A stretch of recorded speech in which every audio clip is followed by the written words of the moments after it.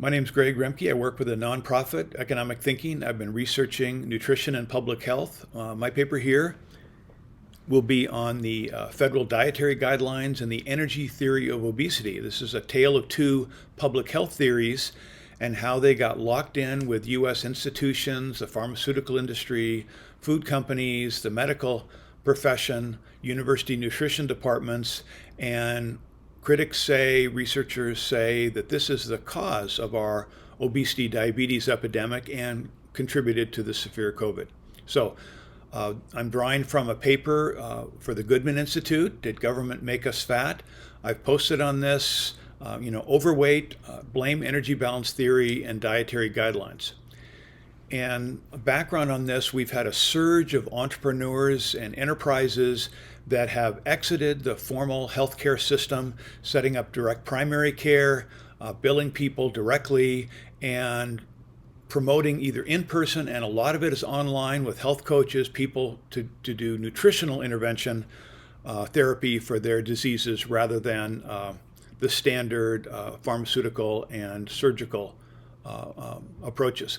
So, background of the story, federal government's been pushing lower fat for decades, since the 1980s, and this has to do with a surge of heart attacks in the 50s and 60s. Dwight Eisenhower, people were dying, and the theory was, the diet heart hypothesis, that eating saturated fat was raising our cholesterol, leading to clogged arteries and heart attacks. So if we just cut down on fat, especially saturated fat, we'd be better off. And if we replace saturated fat with polyunsaturated fat, PUFAs, vegetable oils, that would help us as well. So that was the big push. We got the food pyramid taught in all the schools, promoted in the nutrition departments and colleges, promoted throughout the U.S. economy with a zillion low-fat products in the grocery store that are heart-healthy, oatmeal and other products. So diets did change in 1980. Some say, well, hey, we didn't follow those things. If only we would have and would do it more. People still eat too much fat or hamburgers. Other people blame the processed food industry, the fast food industry, a whole range of other things. But data shows that people did respond to the dietary guidelines. In our household, we stopped drinking whole milk, went to 2%. My mom went to skim. We stopped eating butter, went to margarine, stopped eating eggs, started having oatmeal for breakfast. People significantly increased the grain and the carbs in their diet, reduced the meat, particularly saturated fat. Red meat went down dramatically. So again, Nutrition Coalition says this is the cause of our obesity diabetes epidemic, which is huge in the U.S. economy. Poor metabolic health, some 88% of Americans with poor metabolic health, fueled the pandemic because most of people who got severe or critical COVID were obese, diabetic, or with hypertension, all linked to too much carbohydrates, according to the insulin carbohydrate model. And one modeling of this says if we had 25% fewer people with obesity, 30,000 fewer hospitalizations, 15,000 fewer ICUs, 24,000 fewer deaths in the first 6 months of the epidemic. So critics of this say this low carb stuff is a fad. It's Atkins diet redux. We need to just ignore it. We don't have long-term studies. It's dangerous. You can lose weight on a low fat. Why not do that? So let's take those in line. The push for low carb, or the popularization of low carb, comes from science writers.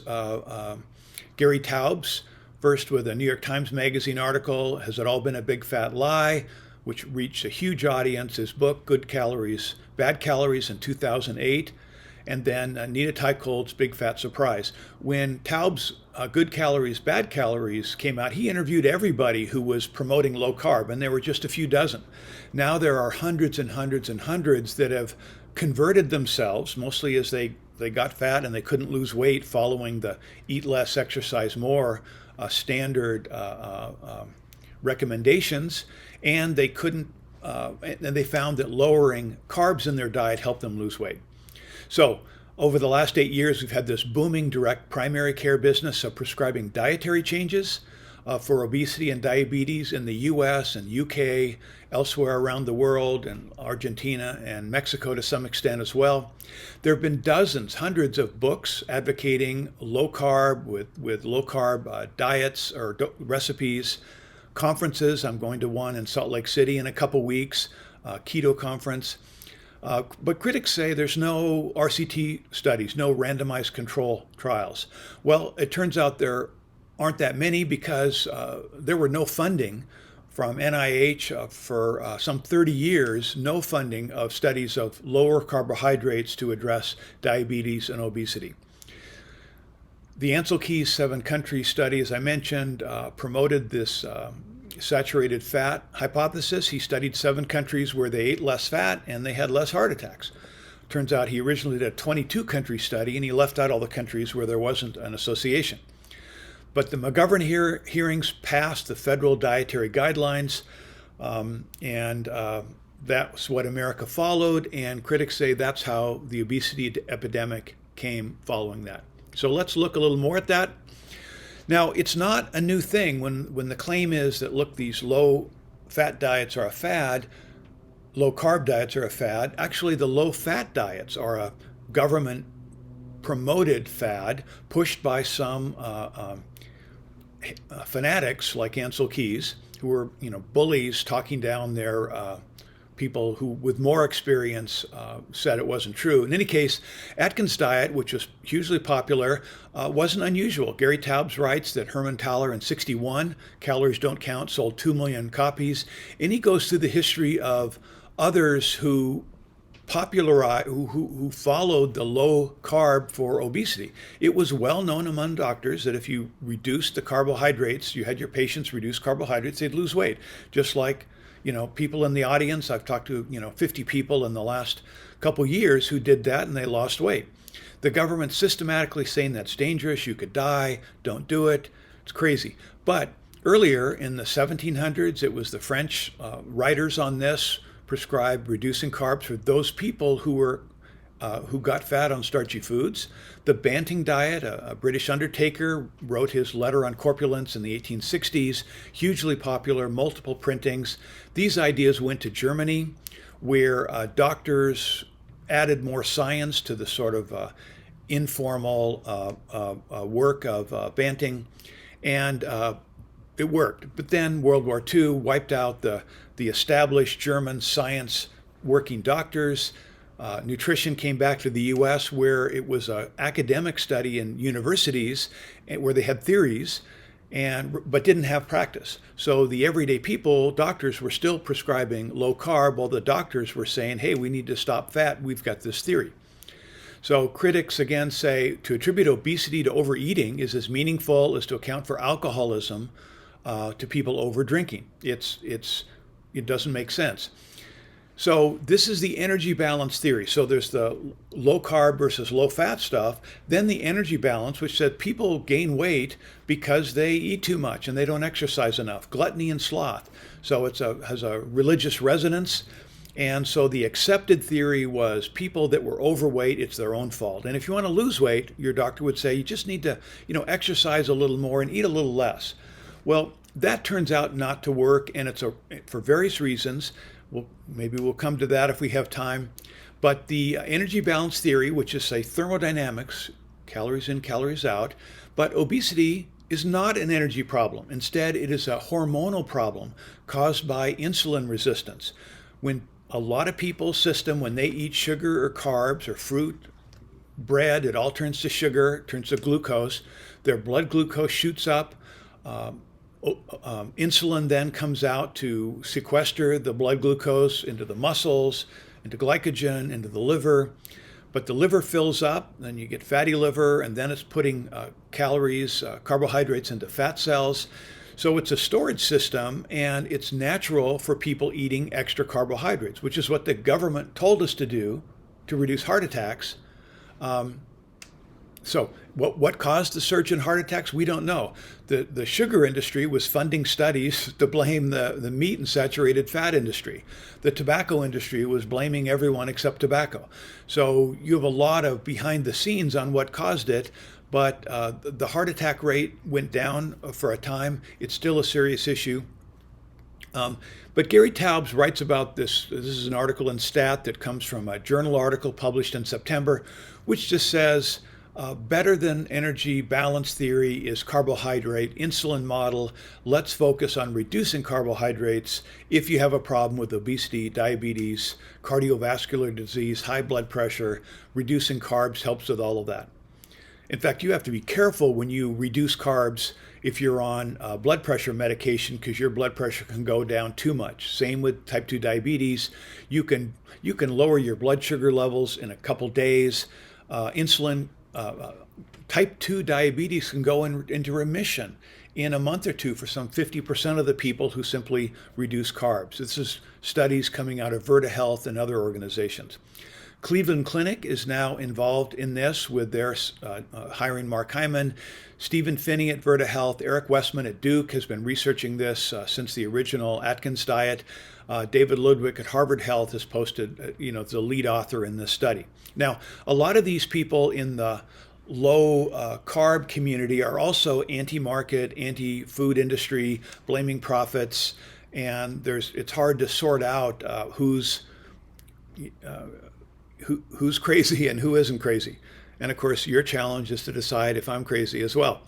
But we've had theories in search of data. So they've spent tens of millions of dollars, maybe hundreds of millions, trying to document the benefits of reducing carbohydrate, reducing fat, especially saturated fat in the diet. These studies have not confirmed benefits for health. In fact, mortality rates, all-cause mortality, have gone up for people who replace saturated fat with polyunsaturated fat. That study was found in the attic, was never published until just recently, was found in the attic of the son of one of the researchers. It's a weird world out there. So just a couple minutes on the we gain weight fast because that was good for us. We needed to gain weight in the fall when there was plenty of fruits and grains to make it through the winter. So that's a metabolic gift from the past that hurts us now. Jay Richards' book, Eat Fast Feast, is one of many that I'd recommend in getting a background. The Bible mentions fasting some 60 times. Fasting has huge metabolic benefits. It helps us survive famines. But now in the grocery stores, it's always October. And that's bad news for Americans eating lots of processed foods. So another side of this, don't diet, eat intuitively. Critics say that dieting itself is disastrous for us psychologically, physiologically. We're on this efforts to don't eat till you're full. That idea, that makes people crave. Because people are fat, their doctors say lose weight. They join Weight Watchers, other groups. It's an $80 billion business now. All those diets fail for most people, who then blame themselves, gain weight, and try another diet a year later. So discussion of this, the Economist diet, all these things, my criticism of this and my posts online is that they're following this energy balance theory instead of the carbohydrate insulin. Yes, regular diets don't work, but if you just eat an egg for breakfast instead of oatmeal or bacon and eggs, you go far longer without being hungry. You don't starve yourself, don't diet, research nutrition, and eat intuitively. So organizations to learn more about this, Nutrition Coalition, you can watch a video, Fat Fiction, that presents this side, interviews the main players. The trailer is free, maybe the movie. Much of our data in the Federal Dietary Guidelines is wrong. You can learn more about that by reading the book of our Richard Williams on our panel of Fixing Food, which is fantastic, except for the disaster that the FDA has served in the food side, as well, of course, as the medical and medical devices. So I've got more on this. Whoops, let me move this up. Well, the slide doesn't work, but I've got more on this online. You could look at our materials, economicthinking.org, look at the studies. There's lots of links. You can download the studies. I can't figure out why I can't fit. Maybe I can move it up. There we go. So I recommend this stuff online. I'm just about at my 15 minutes. I'm happy to have questions. This is a fascinating subject, and it happened to me. I started researching this stuff May 2020.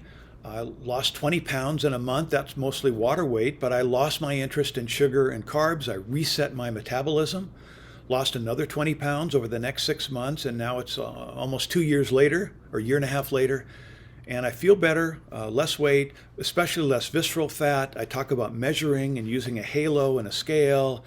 Thank you very much.